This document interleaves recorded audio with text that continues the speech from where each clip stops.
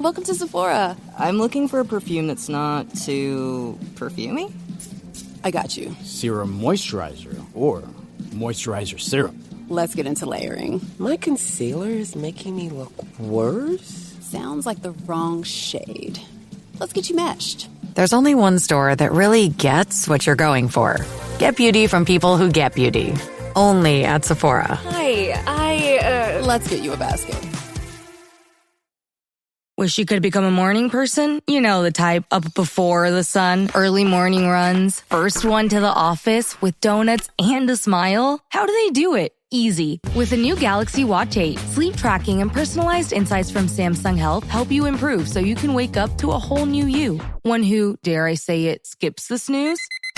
It's possible. Train your sleep with Galaxy Watch 8. Learn more at Samsung.com. Requires compatible Samsung Galaxy phone, Samsung Health app, and Samsung account.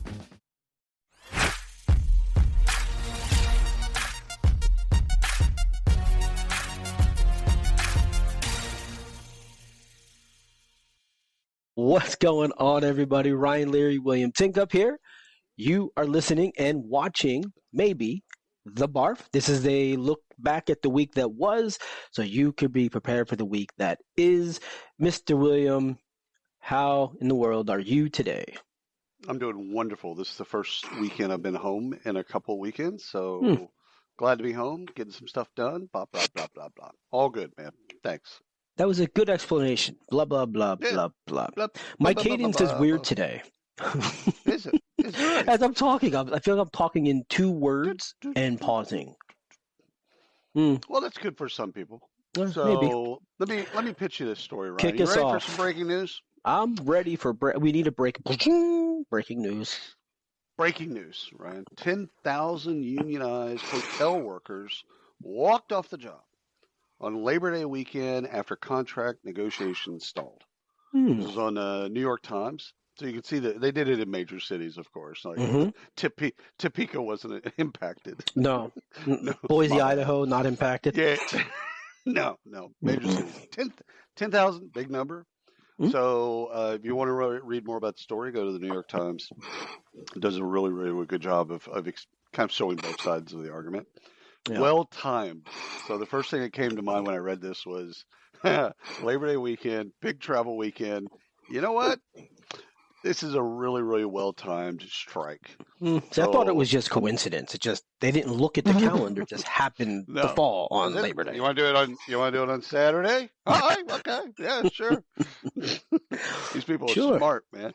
Yeah. So I'm glad I wasn't traveling that day. Check. But in all. Hey, I'm Katie Van Horn. And I'm Jackie Clayton.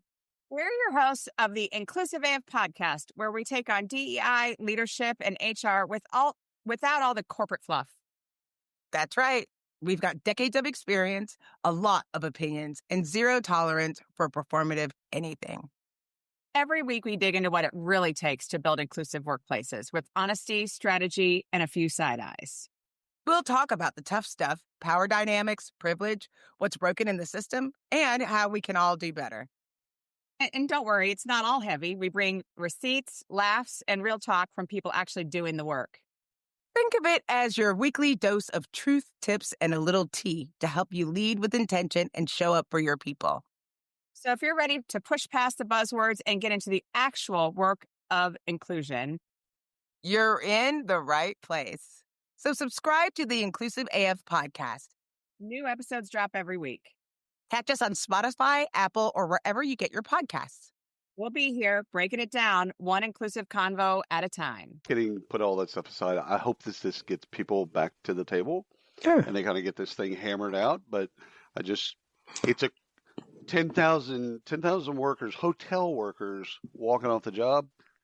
Good for them. That's the purpose of a union. They'll get it done. And you know what?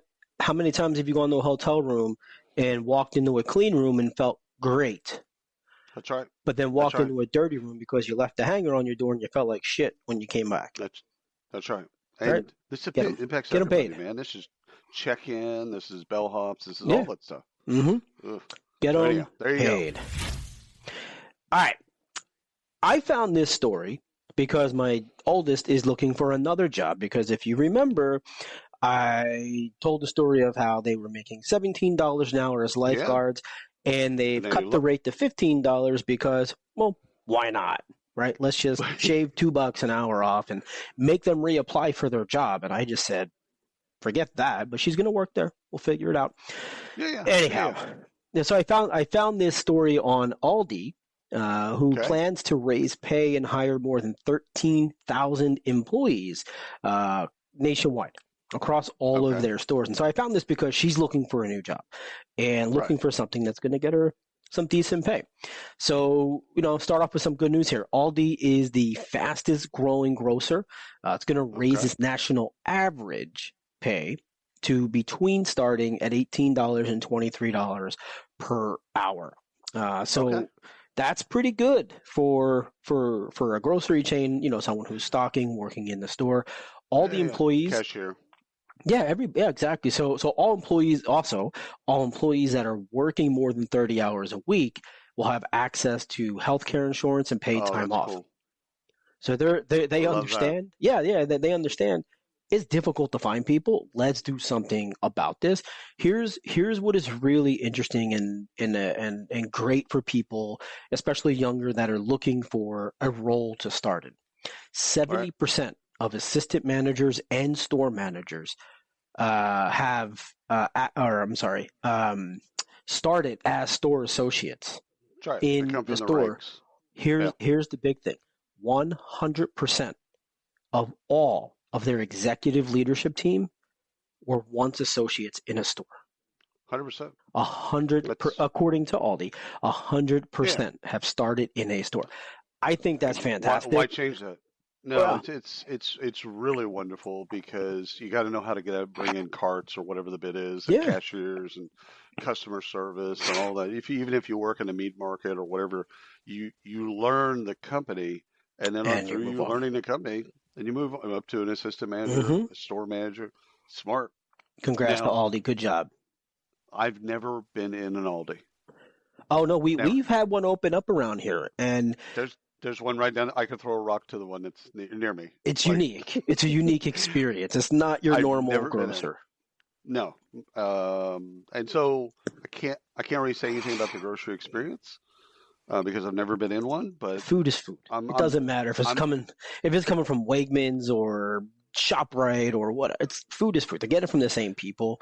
It's just a different experience. It's just sitting there as opposed to beautiful end caps and stuff. I love that they're paying people more. I love that they're giving people access to health care and paid time off like that. If we do nothing else, other retailers, hopefully other grocers, will follow suit. Yep. Good story. All right, let me give you one, Ryan. It is bad news. Private sector U.S. employers added 99,000 jobs on ADP's payroll system in August, marking the fifth straight month of slowing job creation. That's at adpemploymentreport.com. You can go there and you can slice the data a lot of different ways so you can see what industries and geographies and all that other stuff. $99,000. This is on ADP's system, which is the largest payroll company in the world. So pretty good. Turns out pretty good data. When I read this, the first thing I thought is this is not good news for incumbents during a presidential election. No. You don't want this trend. 5 straight months of slowing job creation, even if it's 1% up. Yeah, you just don't want it down 5 months in a row. So I love ADP's employmentreport.com. I love it because they give you the data and then they let you kind of play with the data and slice it. So go check it out.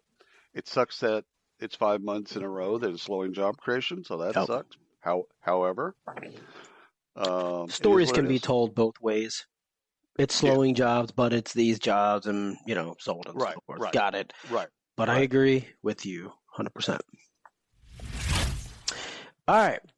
I've got one here. We talked about a story a long time ago, probably, around joint employers.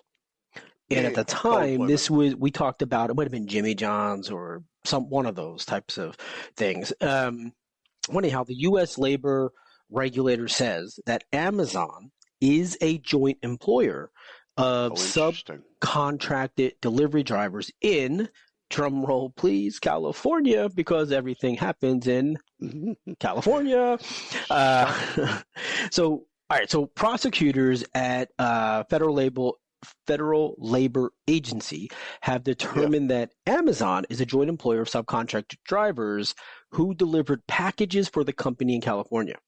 So these are drivers that are part of a DSP, so delivery service providers. The Teamsters are the ones that have been pushing the issue. They claim that Amazon, and this is what I think is important for people to understand as they're looking at this. Amazon exercises, they use the word great control over the drivers. So it's include in determining their routes, setting delivery targets, monitoring their performance, their speed, all of that stuff is being monitored by Amazon for obvious reasons. They want to make sure their deliveries are getting there on time. But when you do that, you're no longer contracting someone to work at their own pace. Right. And so there you go. I think that's an interesting play. Especially the juxtaposition of how Aldi is treating its employees that are working 30 hours, right? Right. So you see something like that where you see something really positive, and you see another thing not as positive where people are working but not getting those benefits. Do you remember the time when you would say, I'm making $20 an hour? You're like, yes. Dude, crazy. Ooh-wee. Yes. You can't even buy a cheeseburger on that. Literally, you have to work an hour to get cheeseburgers without fries. That's right. And that's the National Labor Relations Board, the NLRB. So for the folks that want to look that up, go there. And you can just type in Labor Department and you can get there. All right, Ryan, let me pitch you this one. Volkswagen workers protesting the company's plan to close some German factories that would impact thousands of employees. This was on Financial Times, ft.com, so you can go read about that. Here's the thing. It's almost impossible to close a manufacturing plant in Germany. I mean, almost impossible. But I believe what's going on, as I read the article, I believe what the manufacturer is feeling the pressure of rising people cost, and they want a cheaper option. Mm-hmm. Basically, anywhere you could move to Spain, and it would be cheaper. So it's not like Germany has to go to Mexico or China. Right. Volkswagen, they can go to Austria, and it'll be cheaper. They don't have to go too far. Poland. It's just very difficult in Germany because employment in Germany, you think California laws around employment are restrictive. Germany is that they make California look like it's super, super, super conservative. Like it's that. So I am curious about Volkswagen because they've got a new bus, the Volkswagen bus, the old bus. They've got a new it's been manufactured for the last couple of years in Europe and sold in Europe, but they're bringing it to the States next year. And I drove one for about 6, maybe 9 months. Dude, I loved it. I don't think it's going to reboot well. I'll buy one. Yeah, but that fits you. I could totally see you in the VW bus. Now, truth be told, I've driven in one Volkswagen my entire life. I'm pretty sure it was a Passat. That was it, and it was tiny, and I didn't like it. I had a Fox and a Scirocco. Loved it, but the Scirocco would be even better if it was just a beast. But anyhow, the jobs. So the Volkswagen the employees are rising up. They don't want them to shut the manufacturing plant. Something's got to give. Either they're going to have to give, or Volkswagen is going to be forced to move some manufacturing. So we have some potential German news in the house here. So So the 16-year-old sends a message and says, "Hey, can we host a German exchange student for 2 weeks?" And I said, "Sure. Dangerous. Why not? So dangerous. Yeah. So dangerous. Why not? Go ahead." So I said, "Find out all the details, right? Find out all the details. Let's do it." Mm-hmm. Turns out the details say she goes to Germany and the student comes here. So they swap for a couple of weeks. Well, I said, good, let's do it. Let's see how that works. And we'll see what happens. She found out the details, but we haven't moved any further yet. That was just the other day. when his kids were in high school. My brother did it, and they had a wonderful experience. I'm not against it. I think it could actually be a really good experience. Okay. There you go. Got one here. A company called Smart Talent. They are going to be paying $875,000 to settle an EEOC sex discrimination lawsuit. Ooh. So wanted to talk about this one, not because it's surprising anymore, right? That companies are paying ridiculous sums of money because of stupidity. Yeah. But this is, I think, important for people listening that are still recruiting or are in talent acquisition. From a staffing agency perspective, they want to make sure their clients are happy. They're doing right by their clients. In this particular case, the clients were saying they only wanted male workers for whatever reason, whether they felt the job was male-oriented, whatever the reason is, and the staffing agency complied. They said, okay, we're going to search for males, and we're going to send you males. Now, I can see because I was in the staffing world, I need to make my client happy. I need to make closes. They want this. I go get this. I place. Win-win. The easiest way to get out of that as a staffing agency is you hear them, and then you send them a mixture of candidates, and then they select. Correct. Right, and that's where I was going to go with that. Right, exactly. Yeah. Do what you do, and you send it. Let them make that selection. But when you comply, well, now they're found that they're just as guilty for complying with something that was unlawful. Well, in fact, it doesn't even look like the company. They don't have any liability. The liability shifts to the staffing firm. To the staffing firm, because correct. They're the ones that filled the bias. Yeah, Now, and the I'm irony assuming of all of this is a company called Smart Talent. Smart Talent, yeah, dumb talent should be. Yeah, they're going to go through a rebrand called Stupid Talent. But I would assume the company didn't say in an email, "Hey, only send us mails because no, ABC." No, phone These are phone calls, right? And so there you have it. Never written down. Hey, just send us guys. Oh, okay. And again, you can hear that as a staffing person and go, absolutely, totally understand, and then send them a slate of candidates, and then if they pick guys, the bias that's up to them. Yep. All right, I got two stories. Let's do this first one. Ford becomes the latest company to scale back its diversity and inclusion policies. This was on CNN, so CNN.com, you can find that out. Now, this was actually surprising to me because Ford is a huge American brand that everyone loves. Everyone loves Henry Ford and all that shit. You know, like it's been around forever. Okay, why did they make this? Why did they make this decision? Was it out of customer pressure? Was it board pressure? Like this thing came from somewhere. And like as you and I have talked through the weeks, Jack Daniels and John Deere and Tractor Supply, we almost can make the justification. Again, we hate it, but we can make the justification that their customers hate those programs and feel that they're discriminatory in nature, and they'll stop shopping there. Now Ford, everybody buys a Ford. So I don't understand. It's hard for me to understand the rationale, I guess. I think we need to go on a journey here and start talking to the talent leaders at the company about this, because if everybody's doing it, there's got to be a reason, right? It's no longer just, Tractor Supply, shitty company, did this. We're seeing the top of top brands now buy into this. So there's got to be a reason, right or wrong. Meta, Facebook, Microsoft, like these aren't this damn Fortune 50 companies that are doing this. Right. All right, let me pitch this other story to you. Ready? Out of 2 billion global emails sent in Q2, 226 million were spam. 17 million included malicious links. This is worklife.news. Go take a look at the report there. Everyone hates email. Totally get it. News at 11. But 25% of email being spam was a bit... What's considered spam? How do they define spam? It was things that, the way that the report reads, it's uninitiated. So things that, again, somebody sends you something that you didn't request. And you don't have a relationship with that person. You can send an email to anybody once. Outside of that, then you have to, here in America, you have to then bend to CAN-SPAN compliance. But that's a big number.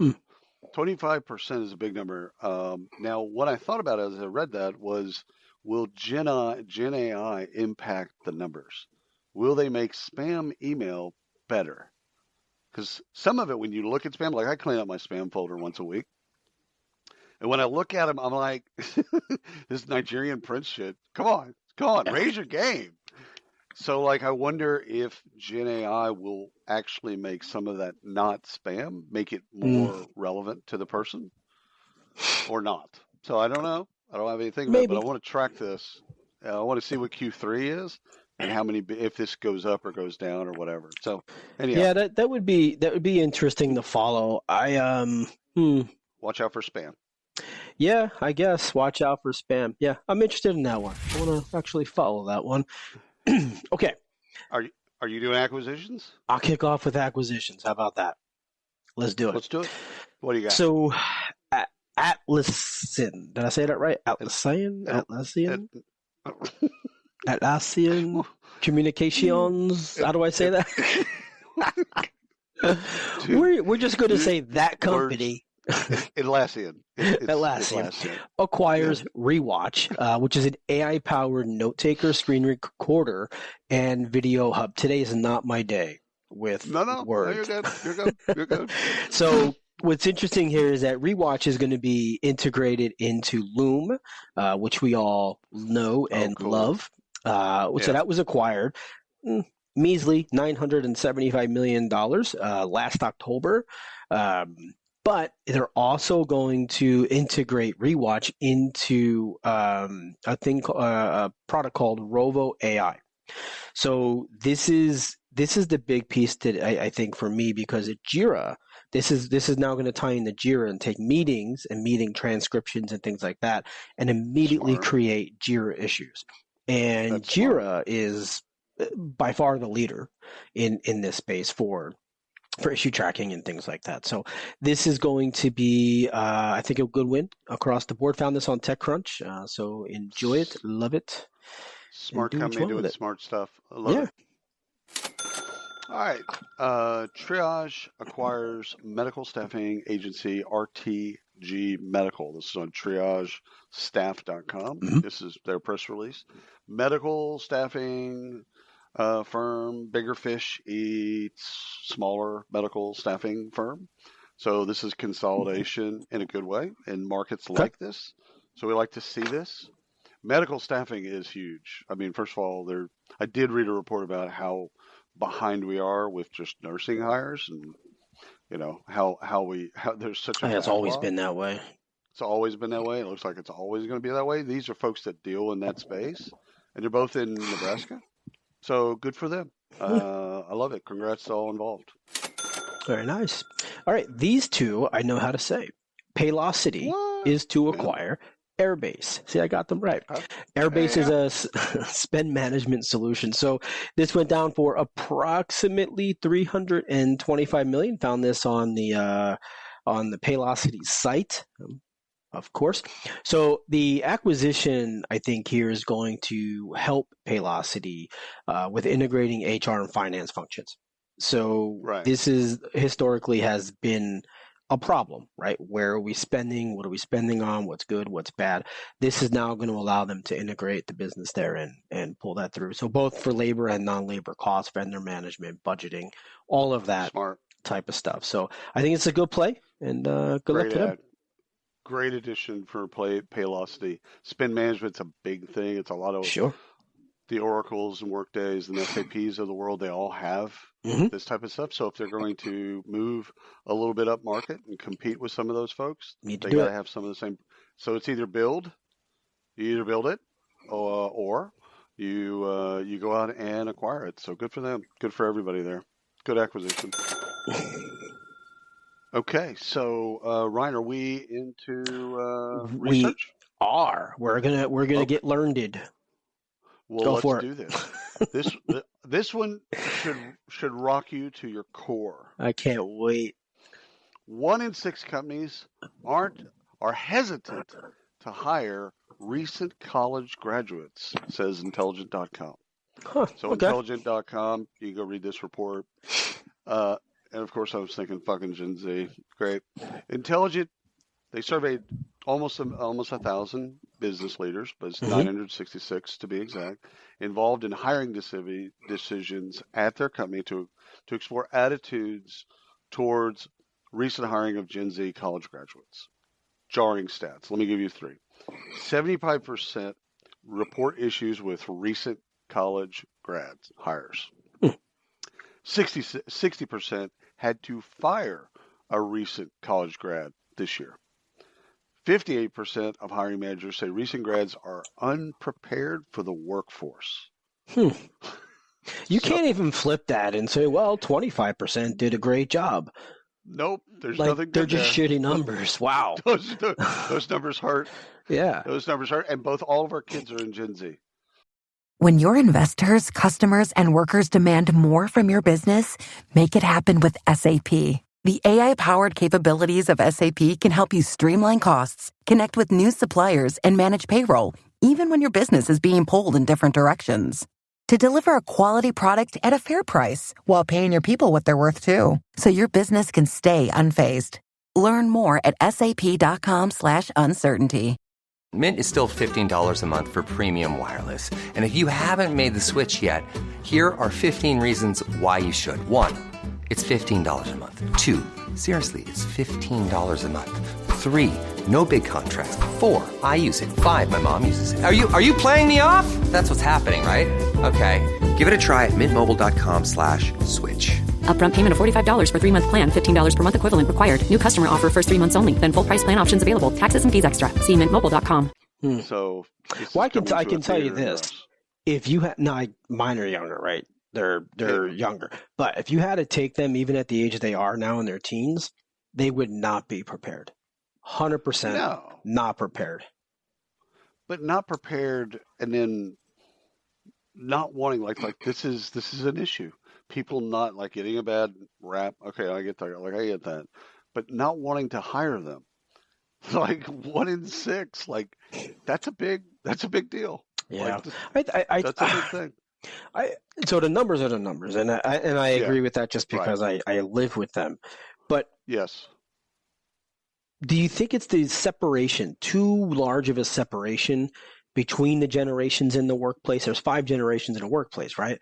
So is there too much of a separation where the ones doing the hiring are just like, you're my grandkids right now, and no, I can't deal with that. Yeah, I think there's a little of that because the expectations of, let's say, Gen X, the expectation of Gen X is like, okay, you're going to work, right? The expectation of Gen Z is not quite, they're just not the same. Yeah. Period in the story. So I think there's a little bit of that. Yeah, I think that's fair. But still, those are big numbers. And if that's millennials that are saying that that would really shock me. We used to bang on millennials for that. Oh, I know. Now they're like, you ain't working.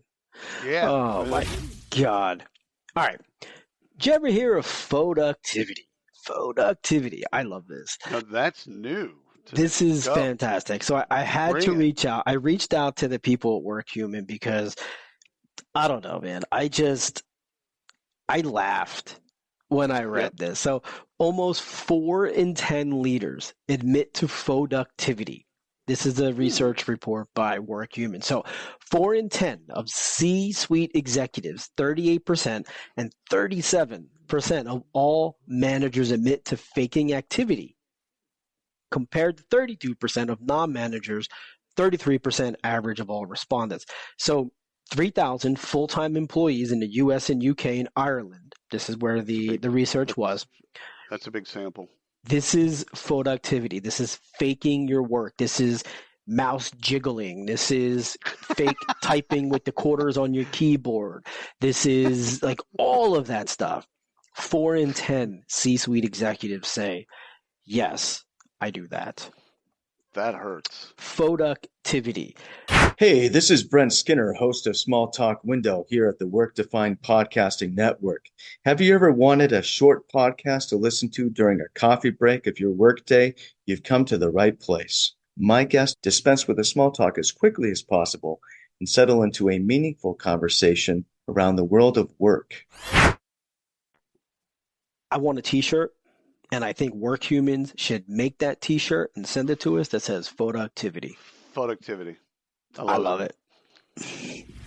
All right. Let me pitch you this one. Recent immigrants to the United States are more likely to be in the labor force, with more than 66% working or looking for a job compared to 62% of American-born U.S. citizens. This is from the Wall Street Journal.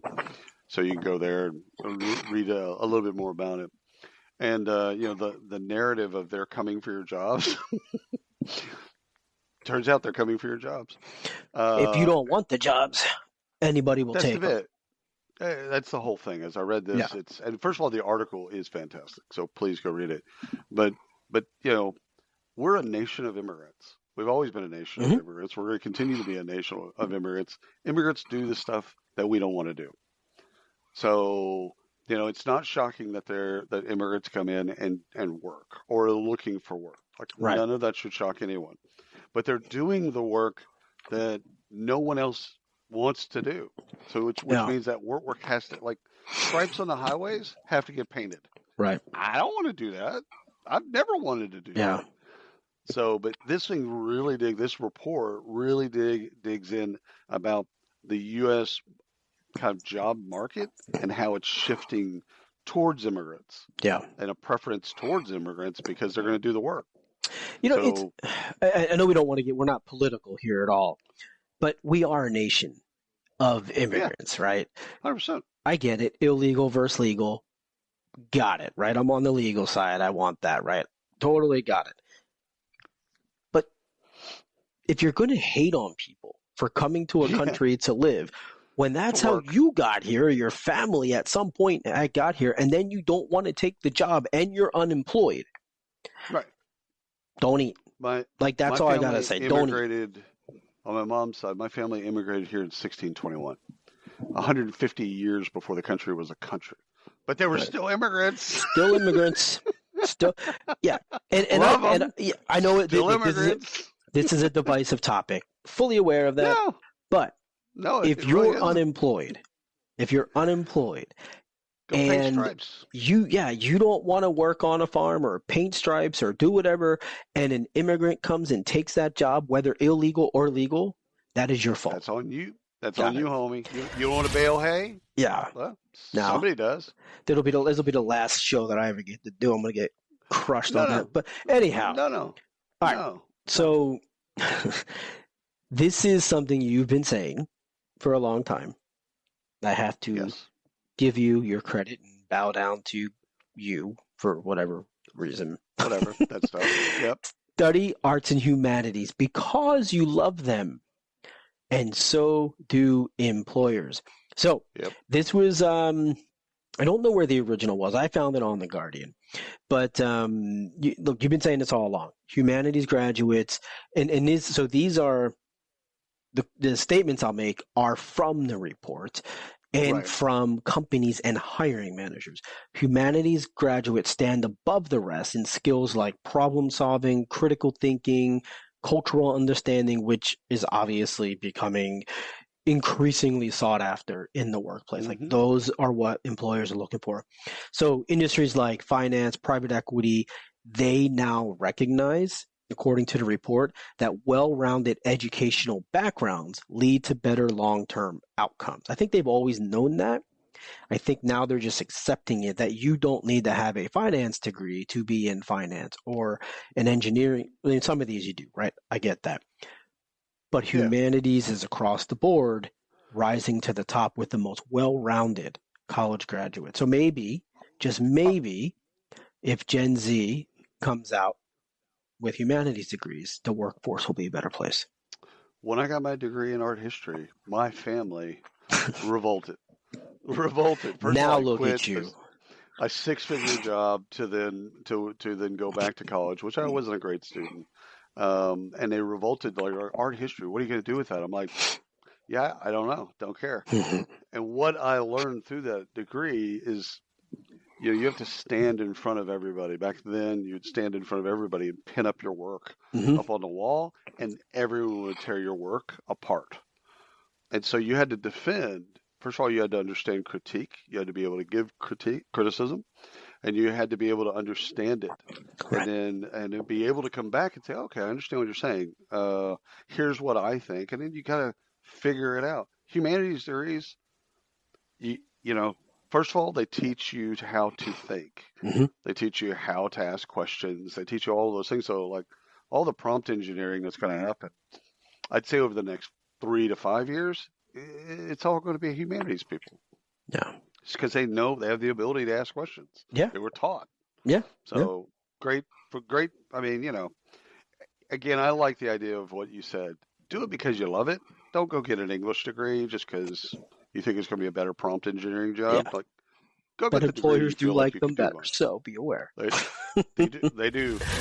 All right, let's get into some funding. Funding. You ready? Let's talk dollars. All right, ready? Okay, we got a couple of these. So let's see here.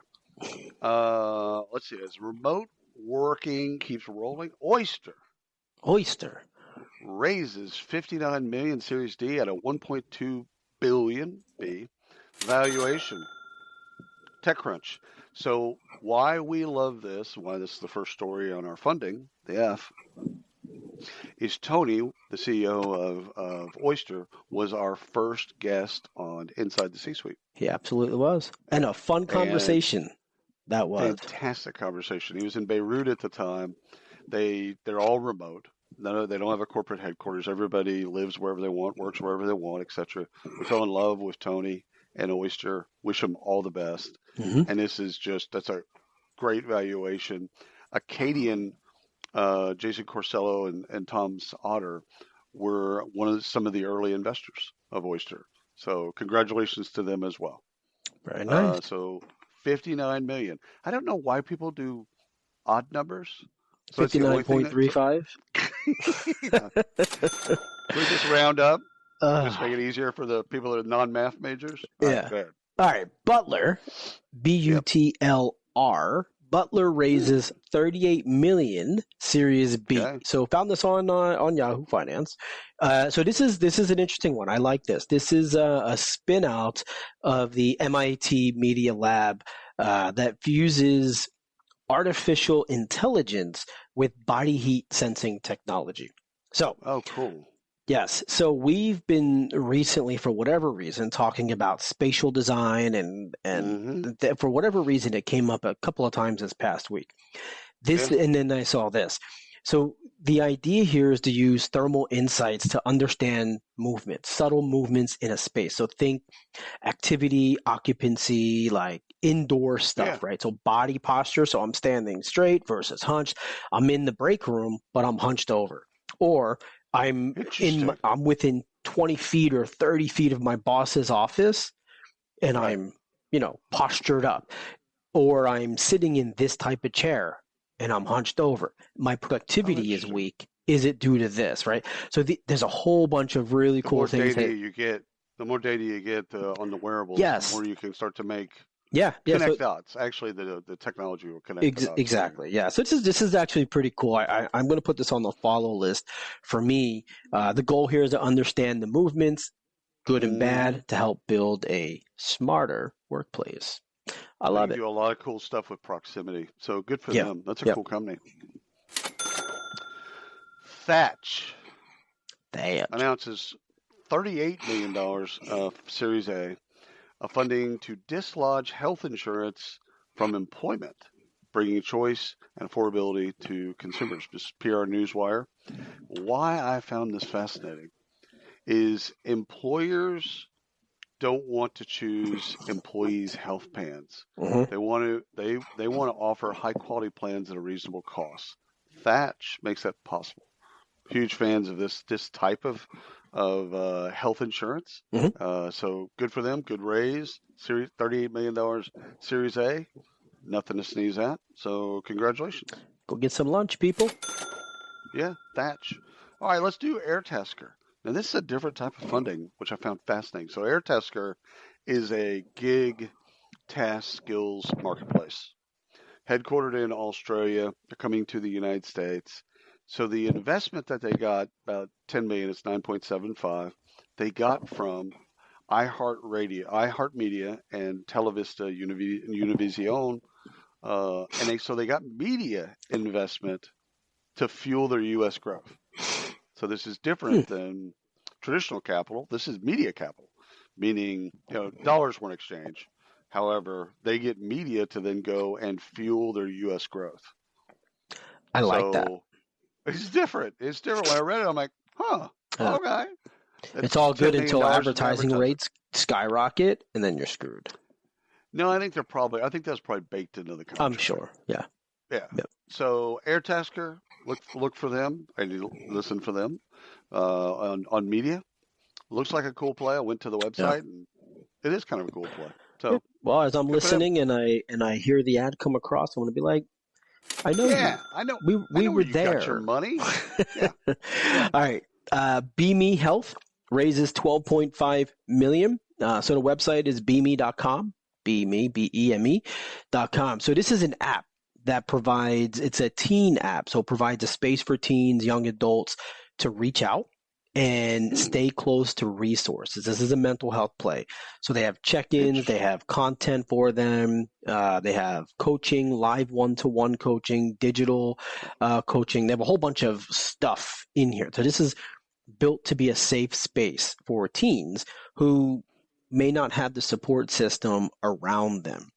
Dude, their security's got to be tight on pedophiles. And you know what I'm saying? Like if you create a safe space for teens, dude, it's like I wasn't thinking that, but that went dark pretty quick. Well, think about it.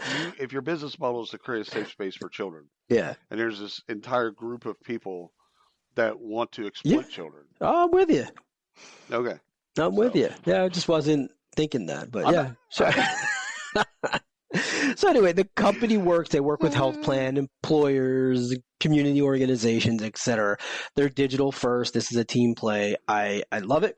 There's a couple of these out there, but there can't be enough. So let's provide all the resources that we can. 100%. All right, we got two last funding news for this week. SkillVue raised $2.8 million funding for AI-based skills assessment platform for candidates and employees. This is on Yahoo Finance or finance.yahoo.com. So you can go look at the story there. So what I read in this story is AI assessment of human skills does a few things. So it gives you a kind of a real-time view of what you have in skills and what you need. It also trains AI on skills. Maybe even skills that AI will eventually have. So it's kind of fantastic to go. We're releasing the wolf into the hen house in the sense of AI is going to do the assessment of your skills, and they're going to tell you what you are based on your skills, where you need to go, what you need to do, and all that other stuff. And it's going to report back to the company. Okay, here's where you are. Here's what your employees have. Here's what they don't have, etc. But meanwhile, it's going to be learning skills. On the back end, it's going to its manager and asking for budget to go learn what it's got to do to replace you. Love it. 100%. should terrify everyone. Love it. On a certain level. All right. So last story is subcontractor rating and performance management platform Trestle raises $2.3 million. It's on CNN News. So you go love this. I love this play because it gives ratings on one side and performance management to a group of people that obviously need, and it's hard to get that data on both. So the ratings are for customers. So Trestle basically on the front side, here's the different subcontractors, etc., and here's their ratings. But on the backside, what it does differently than what I've seen in the marketplace is it helps the subcontractors understand how to get better. So So I mean, So it first of takes all, the ratings and then provides the feedback and the training or recommendation. That's correct. So That's as a it. subcontractor, if somebody rates me as a 4, you'll be like, all right, wait, okay, cool, but why wasn't it a 5? They said this. Okay. And then all the training and first of all, now that you know what that is, you can do something with it as a subcontractor. So, See that I love the use of that. I love the use of that when you have a marketplace of 10,000 contractors and whatever 10,000 employers that are rating and all this other stuff. There's no need to just dog somebody and move on. Right? Let's make them better. Let's make a better workforce. I like this play. I love it. Good find. There you go. That's it. We're in and out. We're done. Thank you all for listening, watching, subscribe, love us. If you have a moment, please hit that little rating star button somewhere on whatever app you're using. Give us a 5-star. Love us. We'll see you coming up at HR Tech. We'll see you at FutureWorks. What else? Where else are we going to be? We'll be online. iSolve Connect. iSolve Connect. That's right. In October. Yeah. So we'll see you there.